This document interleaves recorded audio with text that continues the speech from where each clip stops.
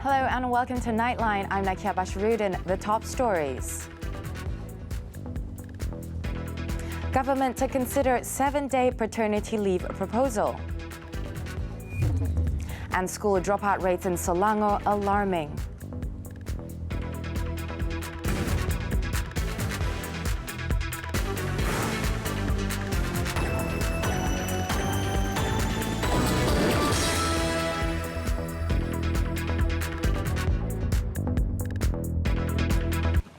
We'll begin with our headlining story. Calls for the implementation of 7-day paternity leave for the private sector was not left unheard. The Human Resource Minister on Wednesday said he will study the matter and hopes to propose the implementation to the Cabinet by year-end. The proposal will also cover the extension of compulsory maternity leave to 90 days, similar to the current privileges enjoyed by civil servants. We are hoping to do that. We hope we can enlarge it because I think it must be across the board to help people. So if Cabinet gives a green light, then you still have to go through the process of amending the laws. Then I come back and hopefully I'm hoping I can bring it in December. Oh, by this sitting? By this year, that's my challenge. He, however, said it could be delayed as there were many other matters to be debated, and the government is already in the midst of considering a proposal for 3-day paternity leave. At the moment, the private sector does not give any paternity leave. Earlier, about 30 representatives from the Women's Aid Organization handed over a petition to press for paternity leave in the private sector to be extended from 3 to 7 days. The petition, which started in June, has garnered over 39,000 signatures.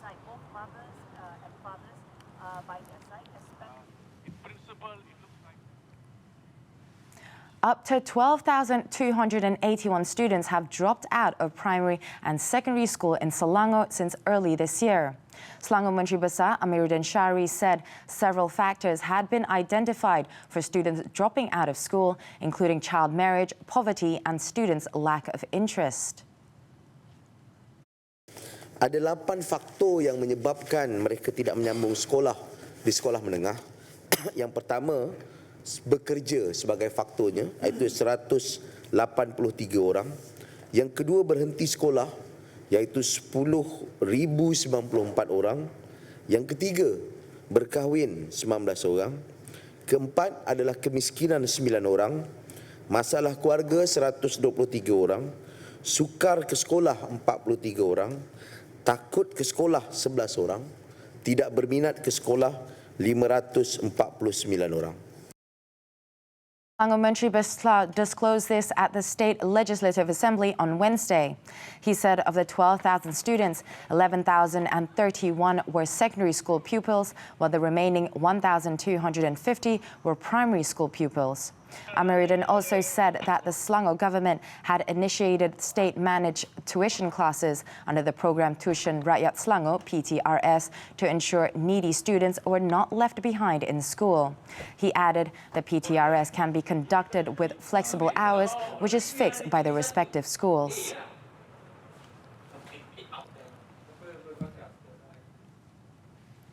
The government's intention to ensure the income gap between the poor and the rich is narrowed does not mean that the rich will be stopped from pursuing wealth. Prime Minister Tun Dr. Mahathir Mohamad said that the country still needs the rich, as they are the ones who pay taxes that is used by the government to help the poor. Kita perlu kepada yang kaya. Tuan-tuan dan puan-puan, kalau tak ada orang yang kaya, siapa yang nak bayar cukai?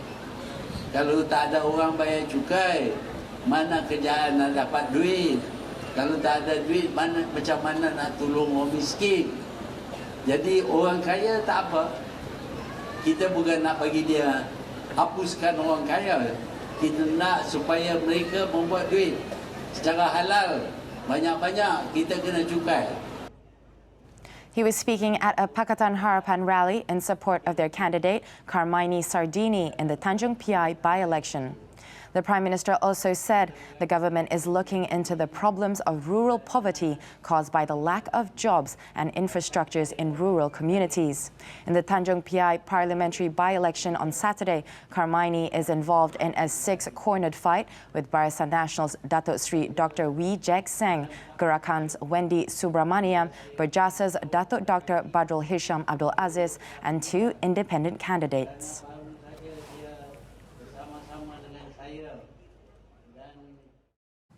The handicapped group now no longer has to sit for the Public Service Entry Exam, PSEE, to become a civil servant.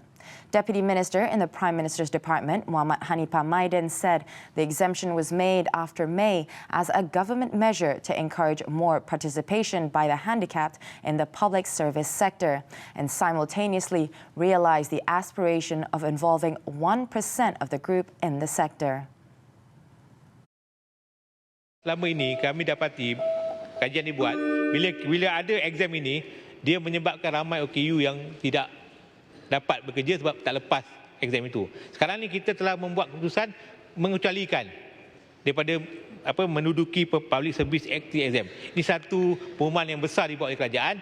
Saya rasa dengan lepas ini kemungkinan lepas ada pengecualian ini yang saya dipahamkan bermula lepas Mei 2019 and above, kita insya-Allah akan mendapat jumlah yang disasarkan insya-Allah. He said this when answering to a question from Datuk Rosul Wahid at Dewan Rakyat on Wednesday. At the same time, the Public Service Commission too had taken the measure to impose the minimum conditions to handicapped candidates based on the conditions of employment in the service schemes. Muhammad Hanifah said statistics from the Public Service Department showed that as of June 30th, the number of the handicapped in the public service was 3,686 officers, or 0.29%.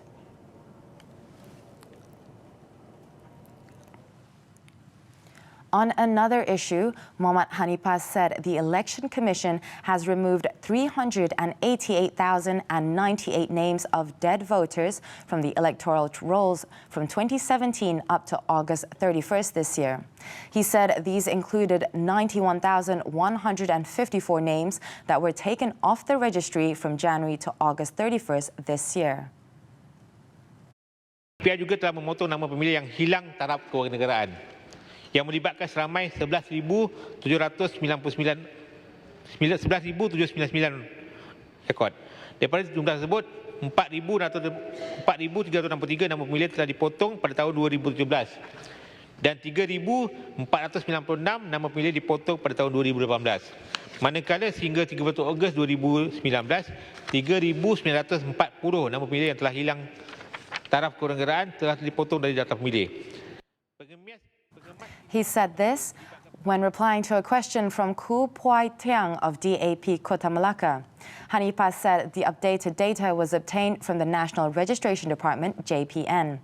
To a supplementary question by Datuk Naraini Ahmad of BN Parit Sulong, Hanifah said the AC would try to implement the automatic voter registration system before the 15th general election.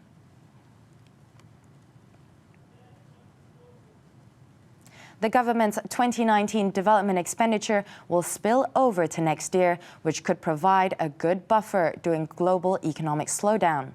Finance Minister Lim Guan Eng said many expenditure projects this year will only take place next year due to the open tender system implemented, which may take some time to be rolled out. Perbelanjaan pembangunan untuk 2019 ada yang hanya akan dapat dibelanja pada 2020. Tapi belanjawan 2020, perbelanjaan pembangunan pasti akan dibelanjakan dalam tahun 2020. So untuk tahun depan itu dua akan datang sekali lah. 2019, 2020. Apa yang kita sebut double barrel. So itu sebab ini akan berikan jaminan ke atas pertumbuhan ekonomi. Kerana 2 tahun punya perbelanjaan pembangunan akan datang sekali. He said this after giving his keynote address at the 60th Pan-Asian E-Commerce Alliance meeting on Wednesday. On Malaysia's economic growth for the third quarter of 2019, Lim said the country is expected to post sustainable growth. He added, despite rating agencies such as Moody's revising their global sovereign outlook next year, Malaysia's rating remains stable.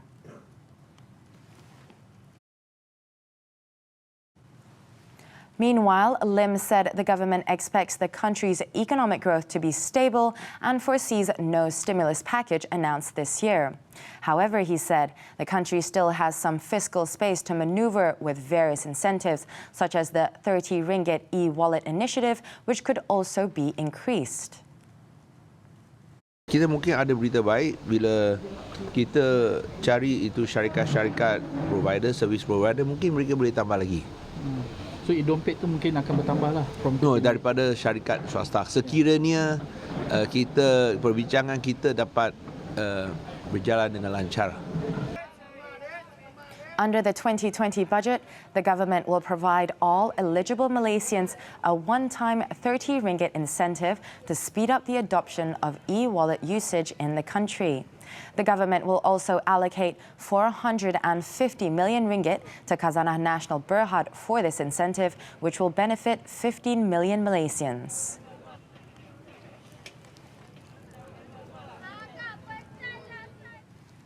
The growth of rubber gloves industry will continue in 2020, with export revenue to hit 20.68 billion ringgit in 2020 versus 18.2 billion expected this year. Malaysian Rubber Glove Manufacturers Association, MARGMA's president Dennis Lau Jo Fu said this was driven by higher global demand, with Asia and Africa emerging as the next biggest growth for Malaysia's rubber gloves industry. Malaysia stands a very good chance of prospering in this sector.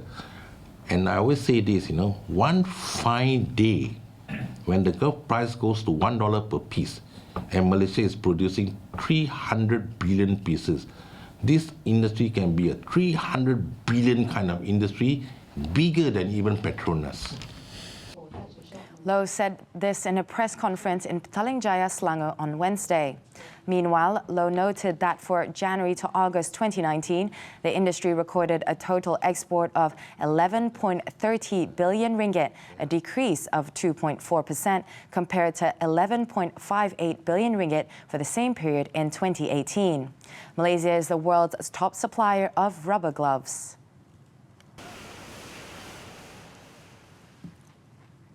The third criminal trial involving Datuk Seri Muhammad Najim Tun Razak over the tampering of the One Malaysia Development Berhad 1MDB final audit report will begin on Monday as scheduled. This after High Court Judge Muhammad Zaini Mazlan rejected the prosecution's application for adjournment of the case. This time, the former Prime Minister will be jointly tried with 1MDB former Chief Executive Officer Arul Kandasamy. The prosecution's November 7th application to vacate the trial dates were on the grounds that the key witness was currently testifying in another trial involving Datuk Seri Najib. According to lead prosecutor Datuk Seri Gopal Sri Ram, it was unlikely the cross-examination on the witness, former 1MDB CEO Datuk Shahrul Azral Ibrahim Halmi, would be completed anytime soon. On December 12, 2018, Datuk Seri Najib was charged with using his position to order amendments to the 1MDB final audit report before it was tabled to the Public Accounts Committee to avoid any action against him. Under the MACC Act, the former Prime Minister is facing a jail term of up to 20 years and a minimum fine of 5 times the gratification amount, or 10,000 ringgit, whichever is higher upon conviction. Arul Kanda, on the other hand, was charged with abetting him in making amendments to the report to protect the Pekan MP from being subjected to disciplinary, civil or criminal action in connection with 1MDB.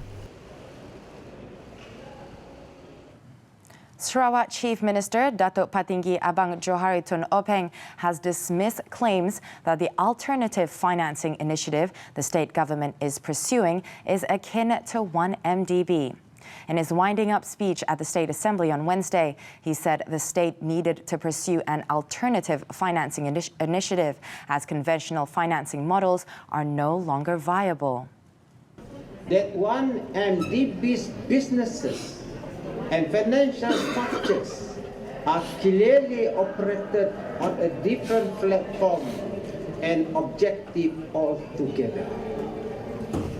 1MDB is a corporation with the business model of buying and investing in strategic assets without having a strong balance sheet and cash flow.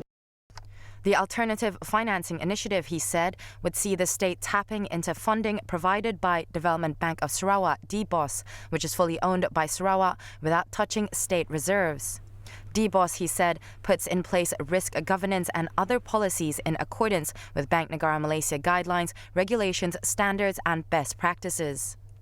Datuk Patinggi Abang Johari also said that DBOS's strict adherence to its capital adequacy ratio essentially prevents it from taking on excess leverage and becoming insolvent when there is a crisis.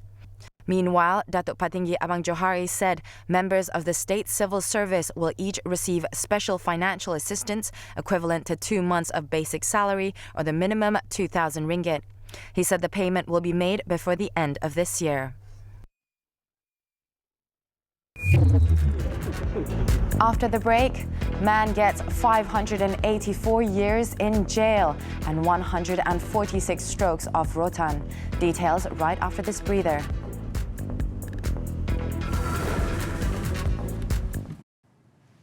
Welcome back. Police on Wednesday disclosed that former drummer of rock band UK's Wan Muhammad Akil Wan Zainal Abidin, or Akil Zainal, was reportedly killed in a Russian airstrike in Syria this year. 39-year-old Akil, along with his wife and their 2 young children, died in their home in March in Baghouz.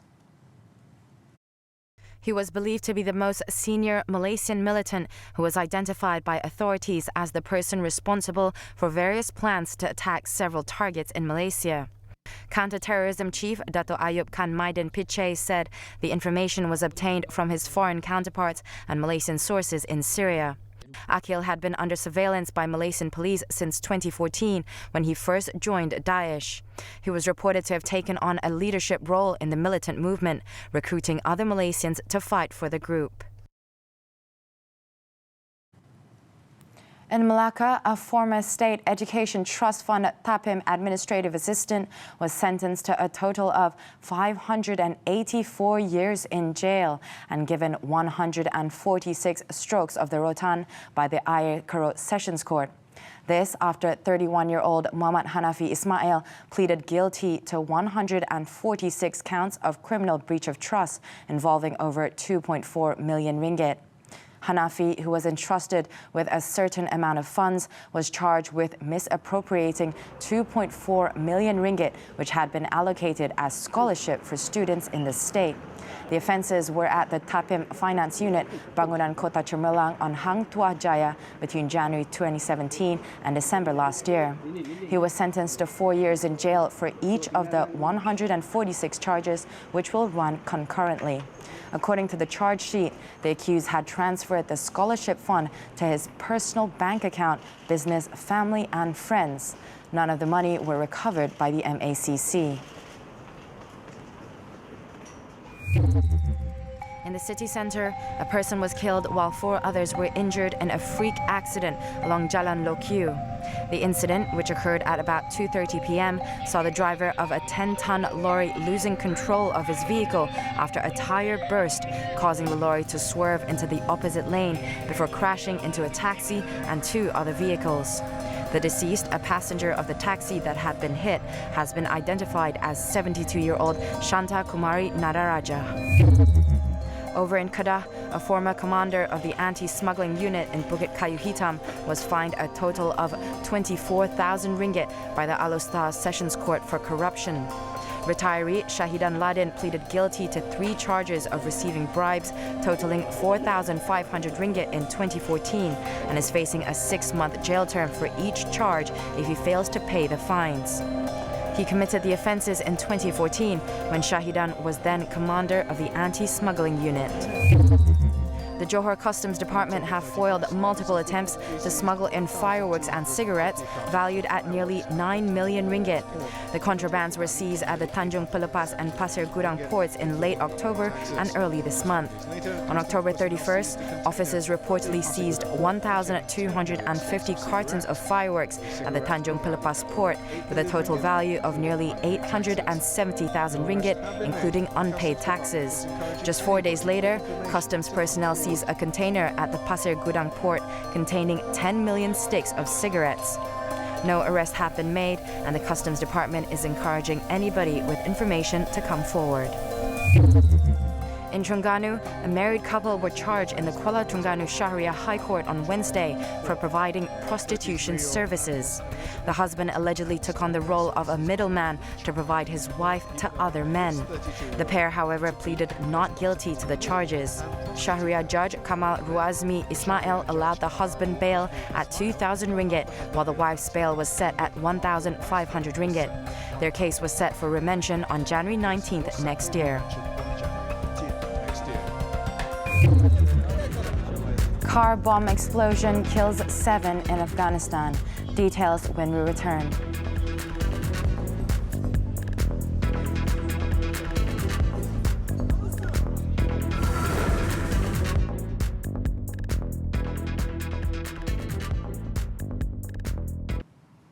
Over in Afghanistan, a car bomb explosion struck near the Interior Ministry headquarters in the capital of Kabul, killing at least 7 people. According to local security officials, 10 others were wounded in the incident, including 4 foreign nationals. Interior Ministry spokesman Nasrat Rahimi said the blast occurred in the Kasaba area of the capital at 7:25 a.m. local time, when a suicide bomber detonated his laden explosive van beside an armored vehicle that belonged to Garda World, a Canadian security company. 7 of the dead were civilians, with 5 of them being children, while 4 of the injured were foreign employees of the Canadian private security firm. So far, no group has claimed responsibility for the attack.